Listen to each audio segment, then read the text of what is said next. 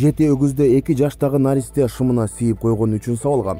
Ал ооруканада чарчап калды. Кылмышка таяжеси шектелүүдө. Ысык Көл облусунун Жети Өгүз районундагы 2 жаштагы наристе катуу сабалган абалда ооруканага түшүп, андан соң каза болду. Бул тууралуу Ысык Көл областык ички иштер башкармалыгынын басма сөз кызматы билдирет. Маалымат кылайык, 23-декабрда болжол менен саат 12:00 чамасында Жети Өгүз райондук ооруканасына 2 жаштагы наристе денесиндеги оор жаракаттар менен келип түшкөн. Бала Жети Өгүз районунун ооруканасынын жандандыруу бөлүмүнөн оор абалга келип түшкөн.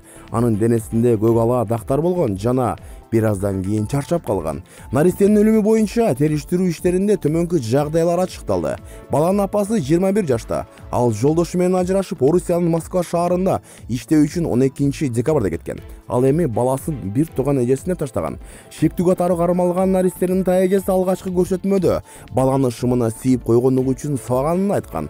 Ал баланы чымчып жана даласына 1-2 жолу чаап, төшөккө ороп жаткырып койгон.